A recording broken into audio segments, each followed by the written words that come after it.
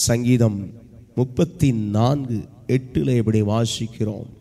சங்கீதம் 34:8 அதில் எப்படி சொல்லுகிறது? கர்த்தர் நல்லவர் என்பதை ருசித்து பாருங்கள், அவர் மேல் நம்பிக்கையாயிருக்கிற மனுஷன் பாக்கியவான். அல்லேலூயா. எனக்கு அன்பான என் சகோதரனே சகோதரியே, நாம் யாரை நம்புகிறோம்? ஒரு மனிதனையா, அல்லது நம்முடைய வேலையா, அல்லது நம்முடைய தொழில்களையா, அல்லது நம்முடைய குடும்பத்தில் இருக்கிற யாரோ ஒரு நபரையா, அல்லது யாரை நம்புகிறோம்? நம்முடைய நம்பிக்கை கர்த்தர் என்கிற விசுவாசம். கர்த்தருடைய ஆவியானவர் இன்றைக்கு திரும்ப திரும்ப தீர்க்க தரிசனமாய் நம்மோடு இடைபடுகிற காரியம், திரும்ப திரும்ப தீர்க்க தரிசனமாய் நம்மோடு அவர் பேசுகிற காரியம், நம்முடைய நம்பிக்கை யார்? நம்பிக்கையா இருக்கிற மனுஷன், கர்த்தர் மேல் நம்பிக்கையா இருக்கிற மனுஷன். அல்லேலூயா. வேதத்தில் நம்பிக்கைகளை குறித்து அநேக வார்த்தைகள் இருக்கிறது. எல்லாம் கவனிங்க. நாம் ஆராதிக்கும் பொழுது ஒரு வார்த்தை வந்தது, இன்னொரு வார்த்தை. உபாகமம் 32:11 வாசிக்கிறோம். கழுகு தன் கூட்டை கலைத்து தன் குஞ்சுகளின் மேல் அசைவாடி தன் செட்டைகளை விரித்து அவைகளை எடுத்து அவைகளை தன் செட்டைகளின் மேல் சுமந்து கொண்டு போகிறது போல கர்த்தர் ஒருவரே அவனை வழி நடத்தினார், அந்நிய தேவன் அவரோடே இருந்ததில்லை. அல்லேலூயா. எனக்கு அன்பானவர்களே, இந்த வார்த்தையை சற்று ஆராய்ந்து பார்ப்பீர்களானால், இதுவரைக்கும் நம்மை நடத்தி கொண்டு வந்தாரே அதை நினைக்க வேண்டும். இதுவரைக்கும் என்ன நடத்தினார் இல்லையா? இதுவரைக்கும் என்ன கைவிட்டது இல்லையே? இதுவரைக்கும் எனக்கு அவர் நன்மை தானே செய்தாரு.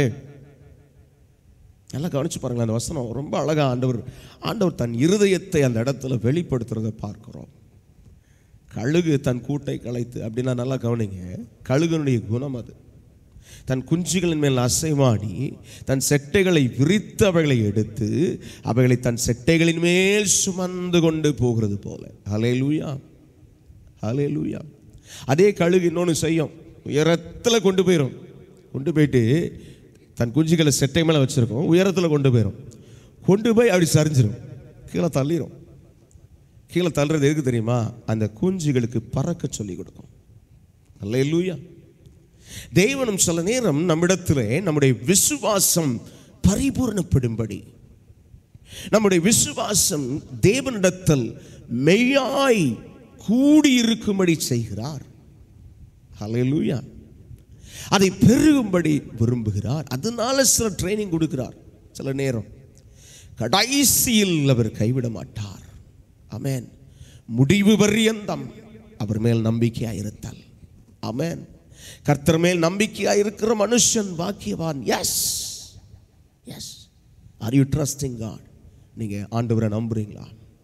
உங்க சூழ்நிலையை குறித்து, உங்க பிரச்சனைகளை குறித்து பார்க்காதீங்க. அவர் காட், நம்முடைய தேவன் சூழ்நிலையை மாற்றுவாருங்க. நம்முடைய தேவன் பிரச்சனையை மாற்றுவாருங்க. கைகள் வெறுமையாக இருக்கலாம், பொருளாதார ரீதியாக நீங்க ரொம்ப நெருக்கப்பட்டிருக்கலாம். But the lord never fails. ஏன் தெரியுமா? இதுவரைக்கும் உங்களை சுமந்து கொண்டு வந்தாரே. நான் அடிக்கடி நினைப்பதுண்டு, கடந்த 14 வருடங்களாக எங்களை சுமந்து கொண்டு வந்த தேவன் இனியும் சுமப்பார். ஹல்லேலூயா, ஹல்லேலூயா, ஹல்லேலூயா. நம்மை சுமந்து வருகிற தேவன், அவர் நம்மை கைவிட மாட்டார். நாம் தாழ்ச்சி அடையாதபடி நம்மை ஆசீர்வதிப்பார். ஆமென். அவருடைய ஆலயத்தின் சம்பூரணத்தினால் திருப்தி அடைய செய்வார். நம்மை சுமந்து கொண்டு வந்த அதே தேவன் ஒருபோதும் கைவிட மாட்டார். கர்த்தர் ஒருவரே அவனை வழி நடத்தினார். வழி நடத்தும் தேவன். ஒரு பூரண நம்பிக்கை அவர் மேல வைக்கலாமா? ஒருவேளை உங்க விசுவாசத்தில் நீங்க தளர்ந்த நிலையில் இருக்கலாம். திரும்ப திரும்ப எனக்கு இப்படி நடக்க நான் என்ன செய்வேன்? திரும்ப திரும்ப இந்த பிரச்சனை வருதே, நான் என்ன செய்வேன்? கர்த்தர் உனக்கு செய்த நன்மைகளை சொல்லி அறிக்கையிடு. ஒரு பாடல், ஆங்கில பாடல் இப்படி உண்டு, count your blessings, name them one by one. ஆமென். அதாவது உன்னுடைய ஆசீர்வாதத்தை எண்ணி எண்ணி அது ஒவ்வொன்றுக்கும் ஒரு பேரை வச்சு தெரியும். ஹல்லேலூயா. Yes, the Lord was with you, he is with you, he always with you.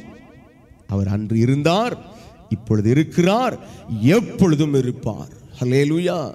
கைவிட மாட்டார். He never fails you nor forsake you. உன்னை அவள் மறப்பதில்லை, உன்னை கைவிடுவதில்லை. எனக்கு அன்பானவர்களே, இங்கே நம்ம இந்த இடத்துல வந்து ஆராதிக்கும் பொழுதுதான் கர்த்தர் சொல்கிறார் இந்த வார்த்தையை. கர்த்தர் மேல் நம்பிக்கையாக இருக்கிற மனுஷன் பாக்கியவான். நம்புறீங்களா? உங்களுடைய நெருக்கடி எதுவாக இருந்தாலும், are you still believing God? நம்புறீங்களா? கேள்வி கேட்டு பாருங்க உங்கள் இருதயத்தை. எஸ், நான் நம்ப விரும்புகிறேன். என்ன வழி நடத்தினார்ல, இதுவரைக்கும் நடத்தினார்ல, இனியும் நடத்துவார் ஐயா, இனியும் என்ன நடத்துவாரப்பா, என்னை கைவிட மாட்டாரு.